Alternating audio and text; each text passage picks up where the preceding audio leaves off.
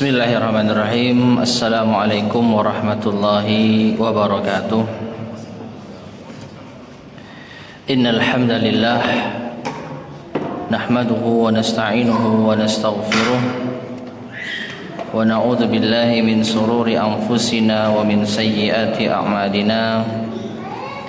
Man yahdihillahu fala mudilla lahu wa man yudlil fala hadiyalah. Wa asyhadu an la ilaha illallah wahdahu la syarika lah wa asyhadu anna Muhammadan abduhu wa rasuluhu, amma ba'd. Ma'asyiral muslimin rahimani wa rahimakumullah.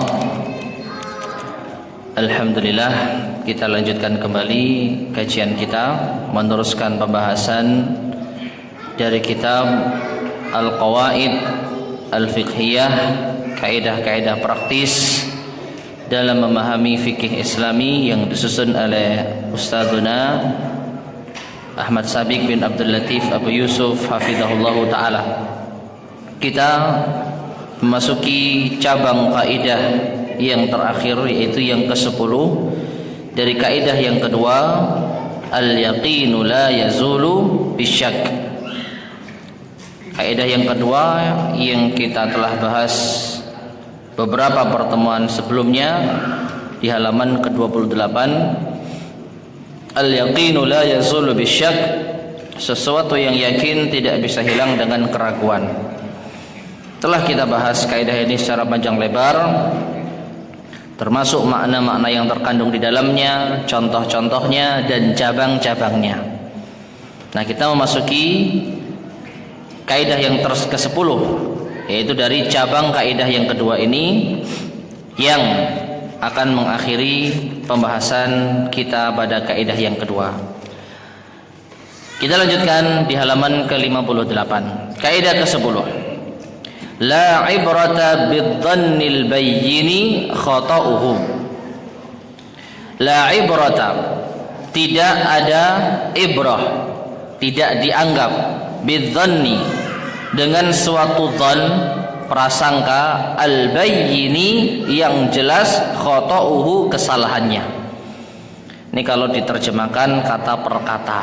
La ibrata, tidak dianggap, bidzanni, suatu dzan, prasangka tersebut, al-bayyini khata'uhu, yang jelas kesalahannya. Artinya, sebuah persangkaan yang sudah jelas kesalahannya tidak dianggap sama sekali. Ini makna secara terjemahan yang sudah disesuaikan, gitu ya. Sebuah prasangka yang jelas kesalahannya tidak dianggap. Dan di sini ma'asyiral muslimin rahimani wa rahimakumullah, beliau menjelaskan makna kaidahnya. Apabila ada seseorang yang mendasari sebuah hukum atau hak tertentu dengan sebuah persangkaan belaka, meskipun persangkaan ini kuat, lalu nampak kesalahannya, maka hukum dan hak tersebut dibatalkan. Hukum dan hak tersebut dibatalkan. Hal ini disebabkan karena pada dasarnya sebuah hukum itu harus didasari dengan kejadian yang sebenarnya, kenyataan yang sesungguhnya. Namun kalau tidak bisa melakukan itu karena alasan tertentu, maka bisa menggunakan dzan ghalib. Dzan, prasangka ghalib, yang kuat atau yang dominan. Akan tetapi kalau ternyata persangkaan itu salah dari kejadian yang sebenarnya, meskipun itu sudah prasangka yang kuat, dugaan yang kuat, tapi yang namanya dugaan tetap dugaan. Kalau ternyata kenyataannya itu berbeda dengan dugaan yang kuat tersebut, maka hukum kembali pada dasar kejadian yang sebenarnya, kembali kepada asal, ya, kembali kepada hukum asal, dan tentu saja harus di atas keyakinan, bukan hanya sekedar dugaan. Kaidah ini berlaku pada banyak masalah. Misalnya masalah hukum-hukum ijtihadiyah fiqhiyah, hukum pengadilan, ibadah, muamalah, dan lainnya. Nah, langsung kita masuk ke contoh penerapan kaidah. Karena bil misal yattadihul maqal. Dengan contoh kita akan bisa memahami ucapan beliau. A. Kalau ada seseorang yang meninggalkan kampung halamannya bertahun-tahun tanpa ada kabar berita. Seseorang hilang dari kampung tanpa ada kabar berita. Maka orang semacam ini disebut dalam istilah fikihnya dengan mafqud, orang hilang. Mafqud, orang hilang. Nah, harta orang ini yang masih tertinggal di kampung halaman tidak boleh diwarisi karena dia dianggap masih hidup. Sampai kalau didapatkan berita yang thiqah terpercaya bahwa dia meninggal dunia, atau hakim setempat menetapkan bahwa dia meninggal dunia dengan dhon ghalib, persangkaan kuat setelah dicari beritanya di mana-mana. Ya, jadi perhatikan. Kalau ada orang hilang, maka sampai belum ada kejelasan kabarnya, harta yang ditinggalkan tidak boleh diwarisi. Ya, istri yang ditinggalkan tidak boleh dinikahi orang lain sampai jelas datang berita yang yakin, yang pasti kalau dia telah meninggal dunia. Ini yang pertama. Atau oleh hakim setempat, pengadilan agama ya mungkin ya, atau pengadilan yang terkait, memutuskan berdasarkan dzan yang ghalib, dzan yang kuat, prasangka dan dugaan kuat. Suaminya kemana toh? Oh, suaminya sedang pergi ke daerah konflik misalnya. Ya, tidak ada kabar berita sampai sekarang. Dan di daerah sana ya berita yang ada mengenaskan, banyak orang meninggal, terbunuh, tewas misal. Oh, berarti kemungkinan besar dia telah meninggal dunia. Distempel si fulan telah dianggap meninggal dunia. Ini namanya apa? Dzan ghalib, dugaan yang kuat. Dia masih belum sampai pada derajat yakin. Karena yakin itu harus benar-benar dipastikan, entah dengan melihat sendiri atau dapat kabar berita yang jelas, thiqah. Ya, oh si fulan saya bersamanya dan dia telah meninggal dunia, ini fotonya dan lain sebagainya. Berarti di atas yakin dia memang telah meninggal dunia. Tapi tidak ada berita, tidak ada kabar. Namun hakim setempat setelah melakukan berbagai macam upaya memutuskan dugaan yang kuat dia telah mati, dia telah meninggal dunia. Maka ini sekali lagi apa? Dzan ghalib, dan boleh dijadikan sebagai landasan hukum. Boleh. Karena apa? Mustahil mendapatkan berita yang yakin tadi. Akhirnya diputuskan fulan telah meninggal dunia. Maka harta bisa diwariskan. Nah, permasalahannya. Namun kalau hartanya sudah diwarisi atas dasar dzan ghalib tadi, lalu ternyata orang tersebut pulang kampung atau ketahuan bahwa dia masih hidup, maka hukum hakim tadi salah. Dalam artian hukum tersebut batal. Dan seluruh harta yang sudah diwarisi harus dikembalikan. Kalau sudah dipakai, utang. Dihitung sebagai utang. Wis kadung tak tokokno iki iku. Ya wis bayar, balik. Kalau memang si pemilik harta menuntutnya. Nah, ini maksud dari kaidah la ibrata bidzan. Dzan tidak dianggap al-bayyini khata'uhu kalau sudah jelas kesalahannya. Ya, dugaan kuatnya mati. Karena sampai saat berita atau sampai saat ya berita itu ada, sampai saat diupayakan berbagai macam cara tidak ketemu, tapi dugaan kuat dia mati karena indikasi ini dan itu. Oke, dianggap mati. Tapi sekali lagi ini sebatas dzan. Dan kalau seandainya sampai sampai akhir hayat atau sampai kiamat, ya katakanlah tidak ada perubahan dari status dzon tadi, maka dia tetap diberlakukan. Artinya harta warisannya sudah beranak pinak, sudah terus sampai ke bawah, sudah dilanjutkan sampai tidak terdeteksi lagi, tidak ada berita apapun, maka dzan ghalib tadi dijadikan sebagai dasar hukum. Namun kalau suatu ketika ternyata kenyataannya adalah si fulan belum meninggal dunia, maka dzan yang ghalib tadi batal. Dan apa yang telah terjadi atas segala macam harta yang telah diwarisi harus dikembalikan.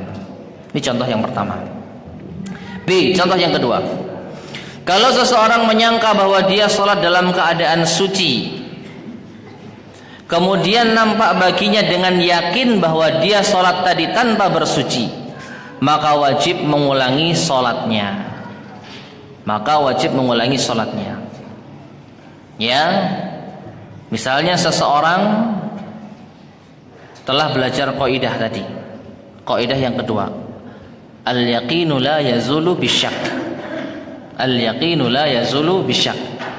Sesuatu yang yakin tidak bisa hilang dengan keraguan. Yakin tadi habis asar saya sudah wudu. Yakin sudah wudu.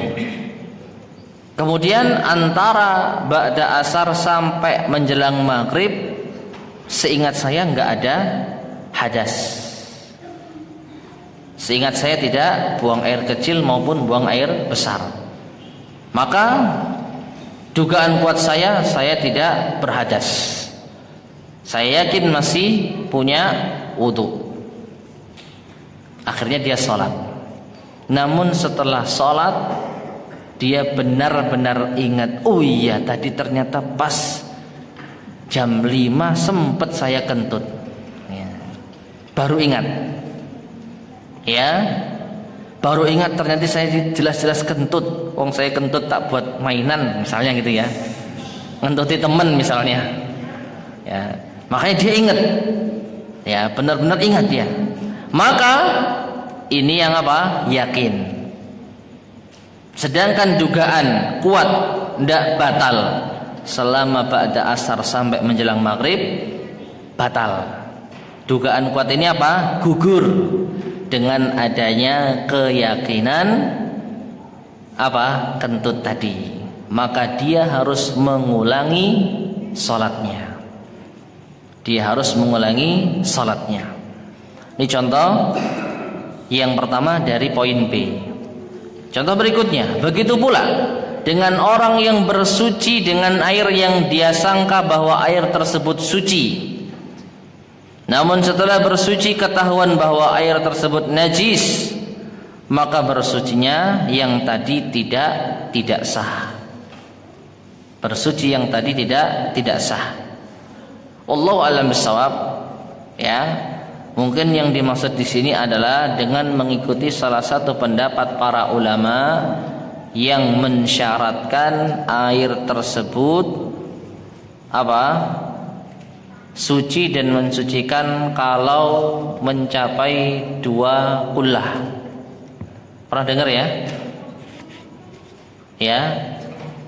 Idza balagal ma'u qullatain lam yahmil al hadats. Jika air itu mencapai 2 kullah, maka dia tidak membawa hadas. Artinya kalau ada najis yang jatuh kepadanya, maka masih tetap suci. Tapi kalau kurang dari 2 kullah ketetesan air najis, maka dia tidak bisa digunakan sebagai alat untuk bersuci.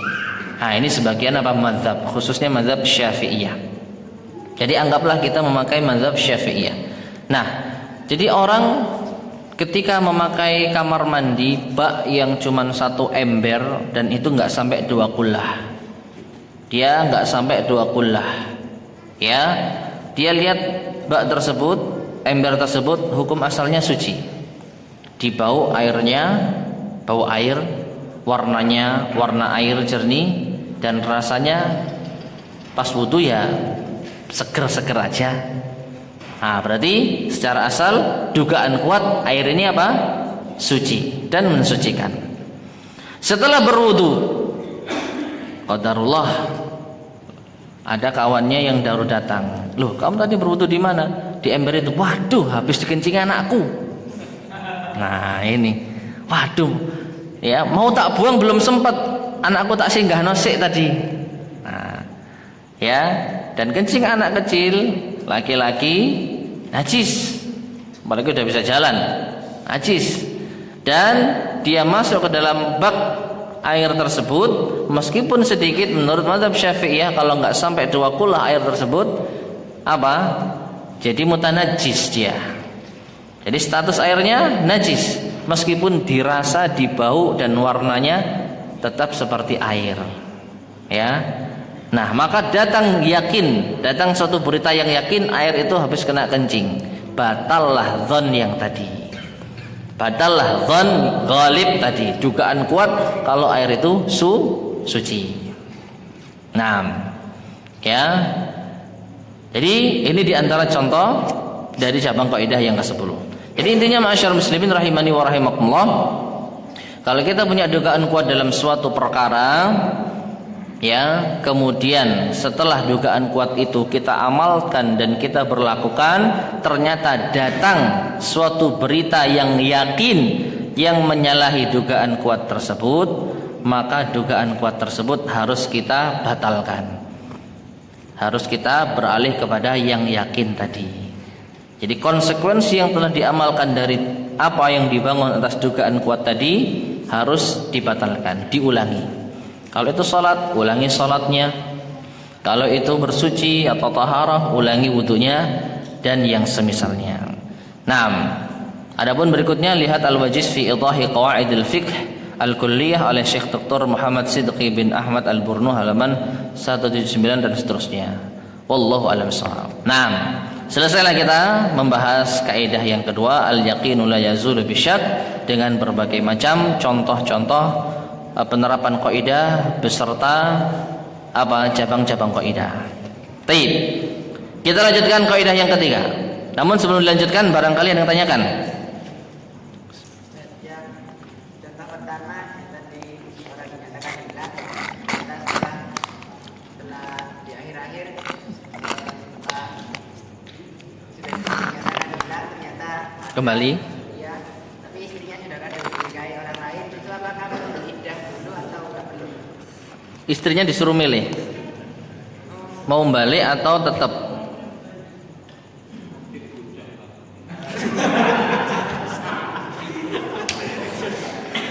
Buat modal ya, modal ilmu ya.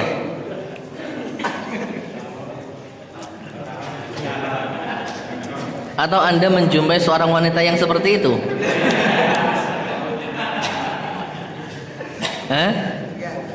Ada kenalan wanita yang seperti itu? Ya, jadi wallahu a'lam bishawab, istrinya sudah saya duga ada yang tanya, tapi saya nggak nyangka yang tanya dia. Bener? Ya, saya keceplosan tadi, waduh. Ya, padahal yang dicontohkan di dalam kitab hanya harta warisan. Nggak ada ya istri kan? Tapi saya keceplosan ngasih contoh tambahan. Wah, ini bakal ada yang tanya ini. Yakin? Ternyata yang tanya dia. Subhanallah. Ya, ya. Jadi wallahu a'lam bishawab. Istrinya apa? Memilih. Dia berhak, kalau memang dia mau mempertahankan suami yang lama, maka pengadilan berhak untuk memaksa perceraian, meskipun suami yang baru nggak mau. Paham? Suami yang baru nggak mau. Tapi karena istri lebih memilih suami pertama yang ternyata masih hidup, maka pengadilan berhak memutuskannya. Tapi tetap nunggu iddah. Ya, tetap nunggu apa? Iddah. Katin delok rek. Oh, nyatet dia. Nah, tadi ada lagi yang tanya kan? Ya. Ya. Pas sholat. Kalau pas sholat, ya Pak Mus pernah tanya nih kalau nggak salah, membawakan fatwa salah seorang ustadz kita. bahwasanya tidak boleh membawa najis, tidak boleh membawa anak yang membawa yang pakai apa tadi itu merek itu apa ya, popok, popok ya, membawa popok ya, yang dipastikan popok itu ada najisnya ya. Jadi wallahu a'lam bishawab, dilarang membawa najis ini menurut fatwa sebagian ustadz kita. Saya lupa ustadz siapa yang dibawakan penjelasannya tersebut. Nah ini ada Pak Mus ini. Pak Mus, Afwan, dulu sempat tanya lewat Japri bawa anak. Ya, ustadz siapa yang fatwa nggak boleh itu? Ustadz Salam. Nah, jadi nggak boleh ya.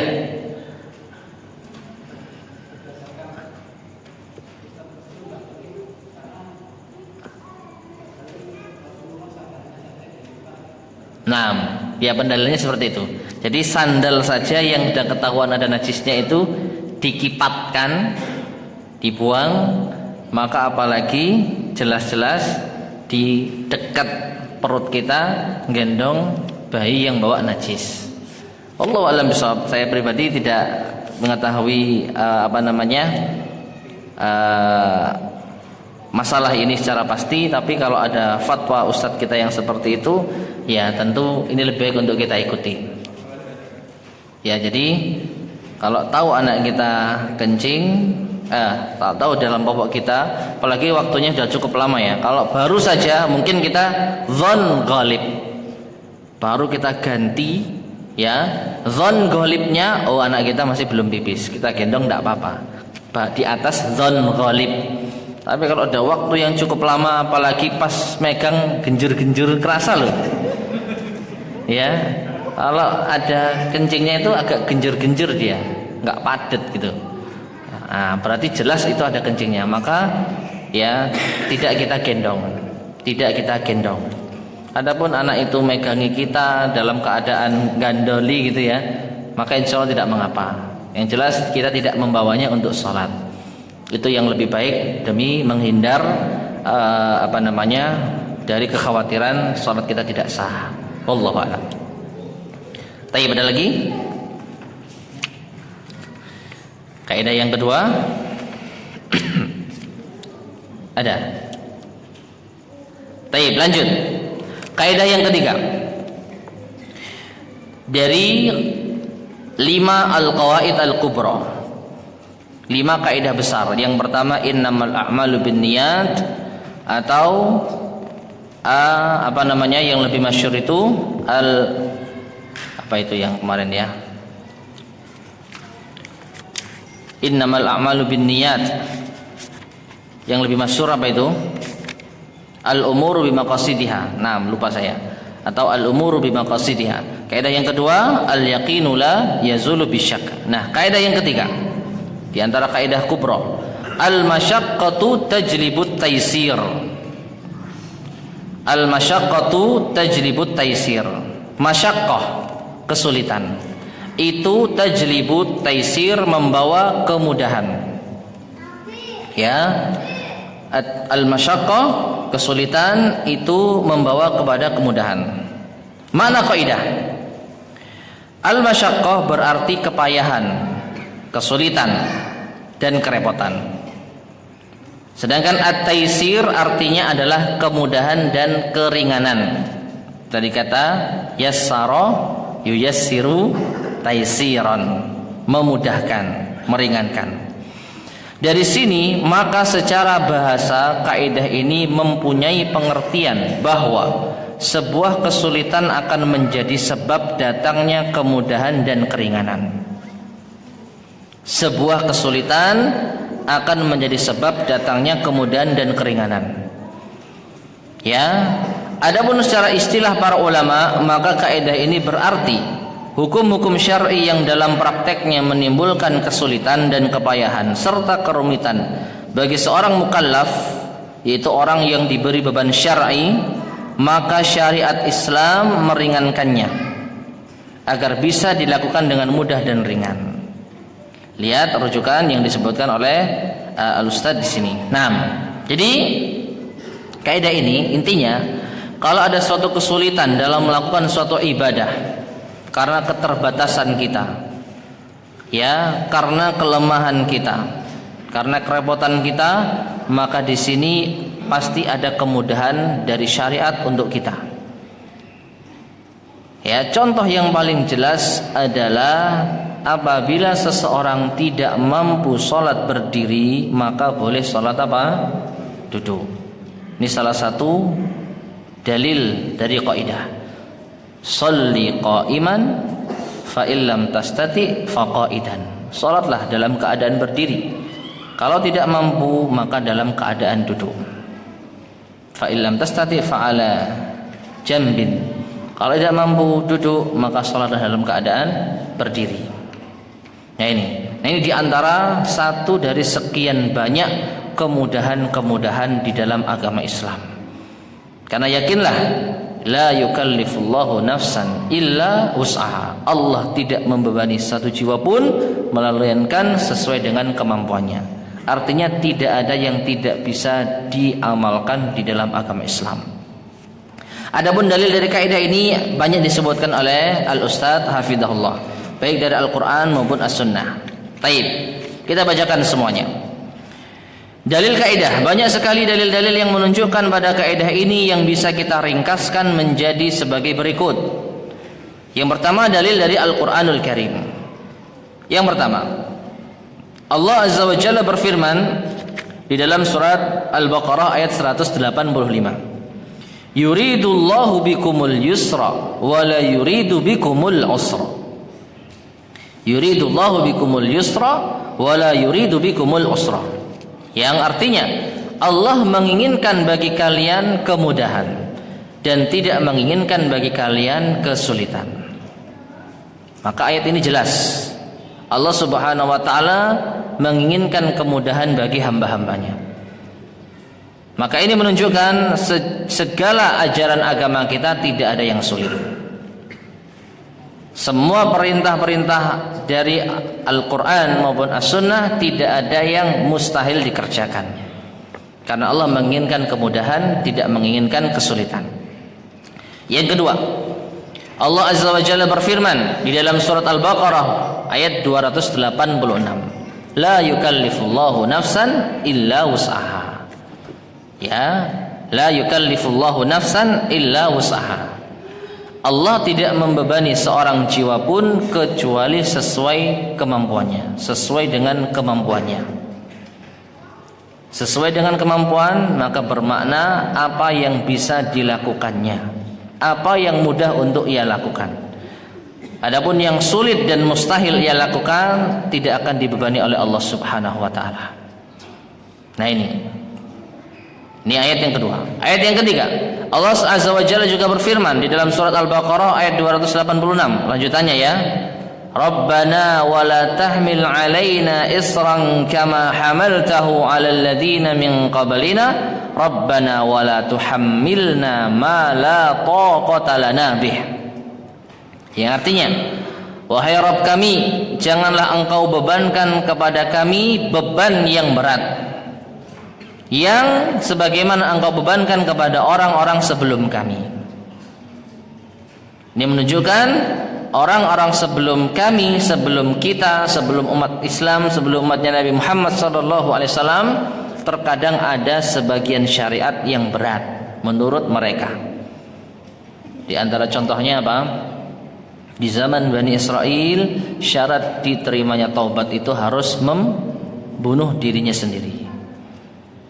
Ya, waqtulu anfusakum, bunuhlah diri kalian untuk bertaubat. Maka umat Islam, umatnya Rasulullah SAW berdoa kepada Allah, janganlah engkau bebankan kepada kami suatu beban yang berat yang telah engkau bebankan kepada orang-orang sebelum kami. Rabbana wahai Rabb kami, wala tuhammilna ma la taqata lana. Janganlah engkau pikulkan kepada kami apa yang tidak sanggup untuk kami pikul. Ma la taqata lana, apa-apa yang tidak ada kemampuan bagi kami untuk mengerjakannya. Nah, maka pada ayat ini jelas apa yang difirmankan oleh Allah Subhanahu wa taala di sini mengisyaratkan bahwa Allah tidak akan memberikan beban berat kepada kita yang tidak mungkin kita pikul. Ini ayat yang ketiga.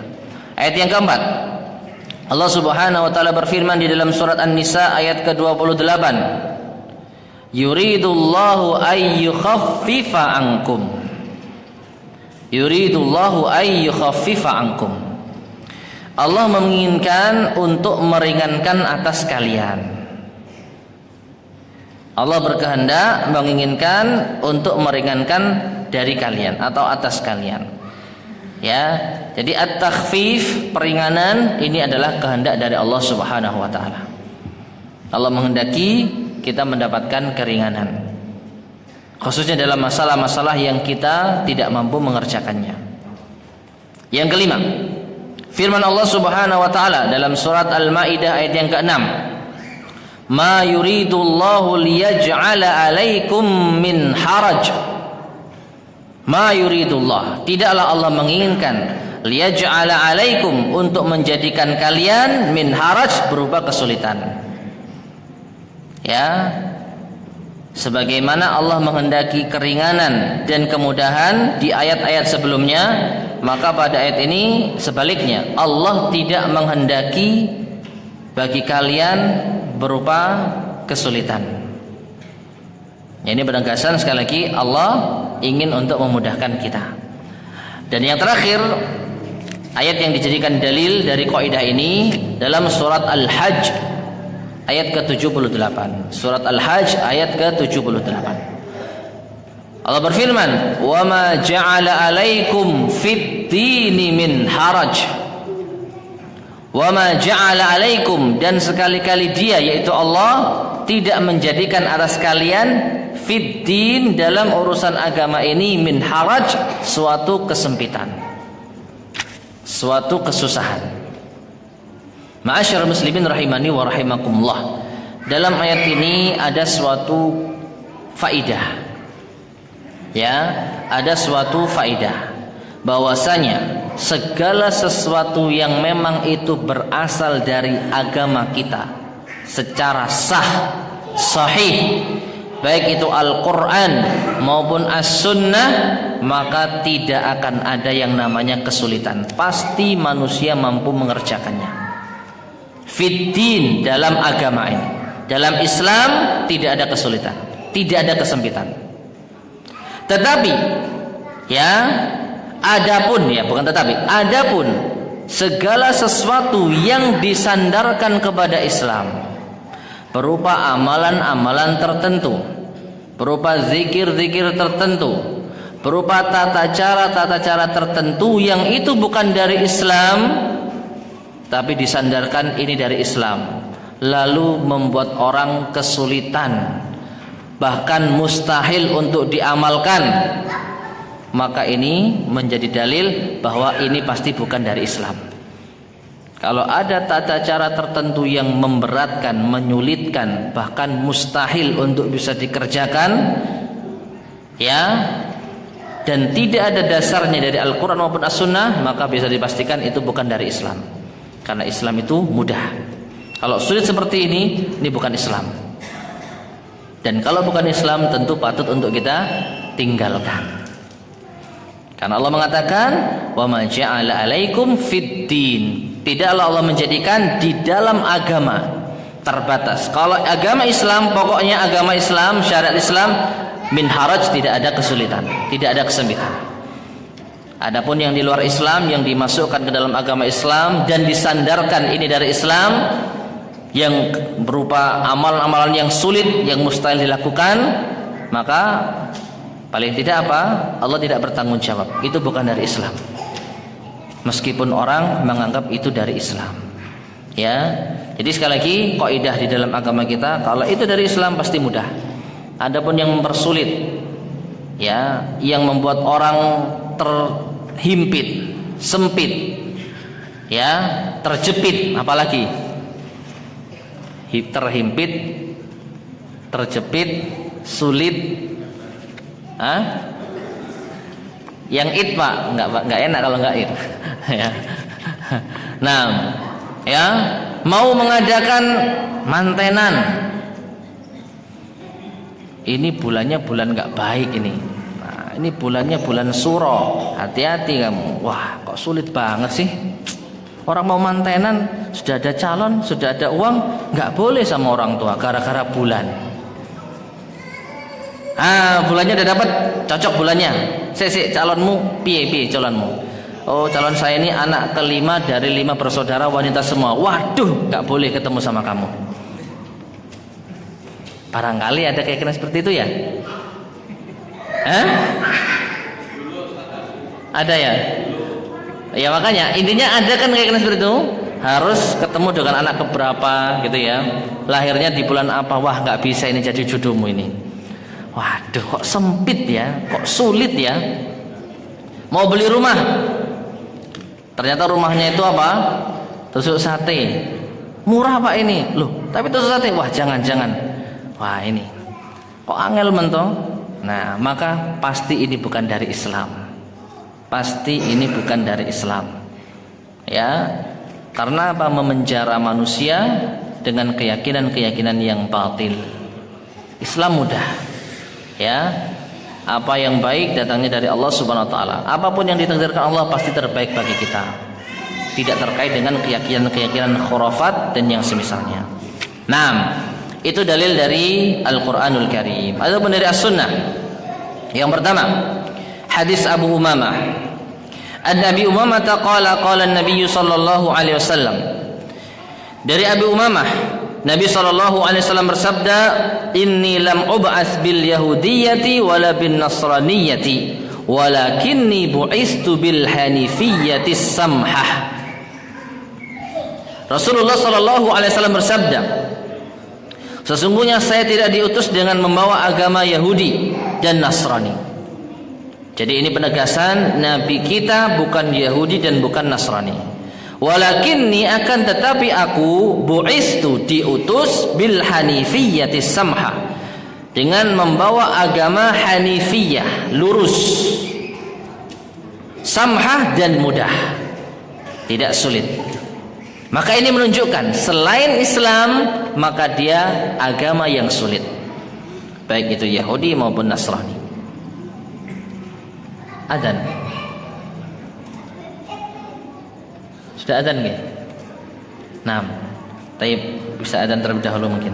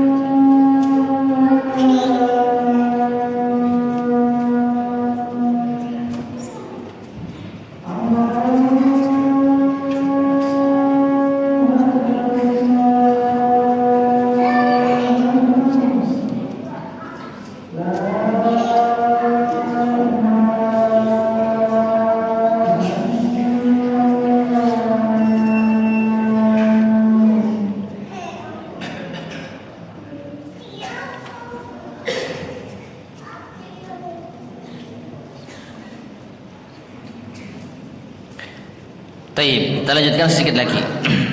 Jadi ini hadis yang pertama, yaitu dari Aisyah atau dari Abu Umamah, bahwasanya Nabi SAW mengatakan beliau tidak diutus sebagai pembawa agama Yahudi dan Nasrani, tapi beliau diutus untuk membawa agama Islam yang lurus lagi mudah. Maka ini menunjukkan selain dari agama Islam, apapun itu pasti agama yang sulit dan tidak mudah. Karena Islam datang dari Allah Subhanahu wa taala dan Allah menghendaki kemudahan. Hadis yang kedua, hadis Abu Hurairah radhiyallahu anhu. An Abi Hurairah qala qama Arabiyyun fabala fil masjid. Ada seorang Arab Badui yang kencing di masjid. Fatanawalahun nas, maka manusia pun mencelanya, memarahinya. Faqala lahumun Nabi sallallahu alaihi wasallam, maka Nabi SAW pun berkata kepada mereka, da'uhu, biarkan dia, wahariqu ala baulihi sajlan min ma au zanuban min ma. Ya, cukup kalian siramkan di atas kencingnya itu satu timba dari air atau satu cibuk ya dari air, atau satu ember dari air.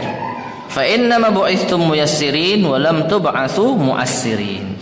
Karena kalian diutus sebagai pemberi kemudahan, kalian tidak diutus untuk menyulitkan. Hadis riwayat Bukhari dan Muslim. Nah, ma'asyiral muslimin rahimani wa rahimakumullah. Dari hadis ini ya, Rasulullah sallallahu alaihi wasallam memberikan kemudahan bagi orang yang jahil, orang yang tidak tahu hukum kencing di masjid. Dan beliau apa? Tidak memarahinya secara langsung. Ini menunjukkan agama kita adalah agama yang mudah. Kalau memang tidak tahu, maka diberikan uzur. Kalau memang tidak tahu, maka diberikan uzur. Dan ini yang kurang dipahami sahabat saat itu.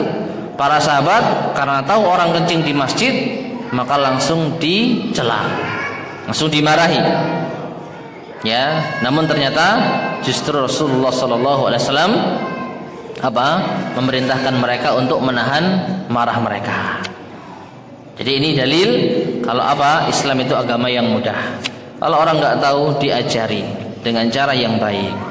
Sedangkan hadis terakhir yang menjadi dalil atas kaidah ini, hadis Aisyah radhiyallahu anha. An Aisyah radhiyallahu anha annaha qalat, dari Aisyah radhiyallahu anha, ia berkata, ma khuyyira Rasulullah sallallahu alaihi wasallam baina amrayni illa akhadha aisarahuma ma lam yakun isman. Apabila Nabi Shallallahu Alaihi Wasallam diberi pilihan antara dua perkara, maka tidaklah beliau mengambil kecuali yang termudah dari keduanya, selama itu bukan dosa. Fa in kana isman kana ab'adan nasi min. Jika itu merupakan suatu dosa, maka beliau adalah orang yang paling menjauhinya. Hadis riwayat Bukhari dan Muslim. Ya. Jadi ini menunjukkan Nabi itu ingin yang mudah, selama tidak dosa. Kalau dosa, maka kita jangan cari-cari alasan. Ya, jilbaban sama nggak jilbaban, gampangan nggak jilbaban, gampangan nggak jilbaban, no. Wis nggak usah jilbaban naik. Nah ini beda. Ya, karena ada unsur dosanya. Adapun kalau tidak ada unsur dosa, maka Nabi SAW memilih yang termudah.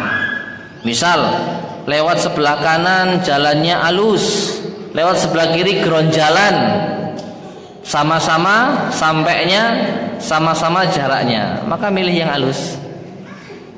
Milih jalan yang halus. Kecuali di jalan yang halus tersebut ada kemungkaran-kemungkaran, ada dosa di sana, maka baru Nabi mungkin milih yang sisi lainnya. Ya, nah seperti itu. Nah, kemudian beliau menutup pendalilan dari dalil ini semua ayat dan hadis ini memberikan sebuah faedah bahwa agama Islam tidak datang untuk membawa kesulitan, akan tetapi datang dengan membawa kemudahan. Jadi intinya prinsip di dalam Islam itu mudah, tidak sulit. Ya, orang yang merasa sulit bisa jadi yang pertama dia memang orang yang tidak memiliki iman. Jadi segala hal pokoknya merasa sulit. Bahkan mencari-cari alasan. Ya, ini kemungkinan yang pertama. Kemungkinan yang kedua, dia mungkin salah jalan. Seperti yang tadi kita sampaikan, dia pikir anaknya ajaran Islam kok sulit sekali. Akhirnya saya nggak mau Islam sulit. Nah ini, ya bisa jadi karena dia melihat praktek pengamalan sebagian kaum muslimin yang tidak sesuai dengan Islam. Padahal itu bukan dari Islam. Wallahu a'lam bishawab. Adapun ucapan dari Syekh Abdurrahman As-Sa'di, insyaallah akan kita lanjutkan pada pertemuan berikutnya biidznillah subhanahu wa taala. Taib ma'asyar muslimin rahimani wa rahimakumullah. Sampai sini mungkin ada lagi yang disampaikan, ditanyakan, silakan. Sebelum kita akhiri.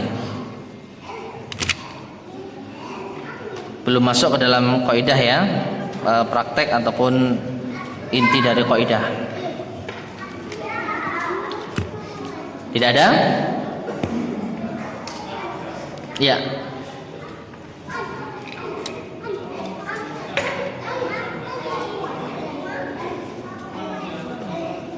Ya.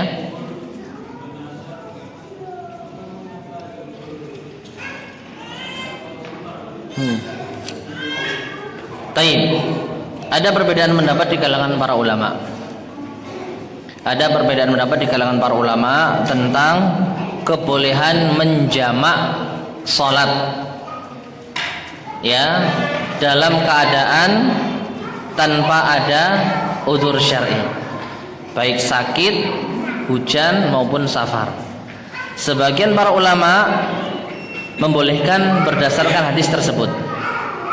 Ya, hadis tersebut mengisahkan bahwasanya Nabi SAW pernah salat zuhur dan asar min ghairi matarin wala maradin, padahal tidak ada hujan dan tidak dalam keadaan sakit.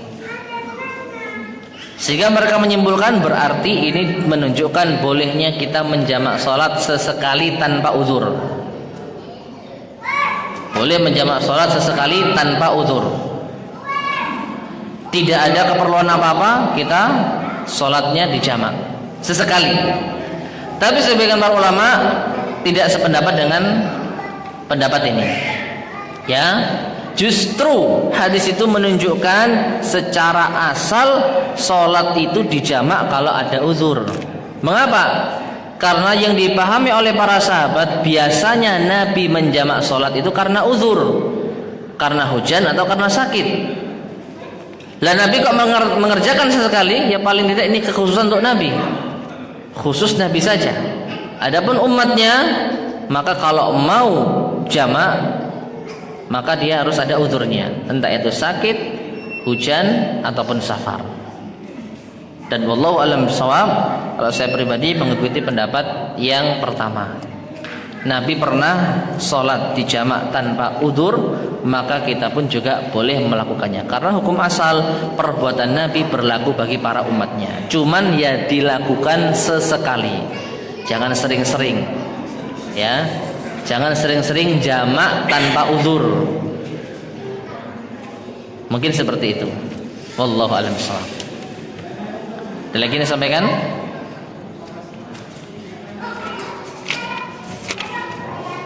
Baiklah, jika tidak ada, kita akhiri sekian. Semoga bermanfaat. Kurang lebihnya saya mohon maaf. Subhanakallahumma bihamdika asyhadu an la ilaha illa anta astaghfiruka wa atubu ilaik. Walhamdulillahirabbil alamin. Assalamualaikum warahmatullahi wabarakatuh.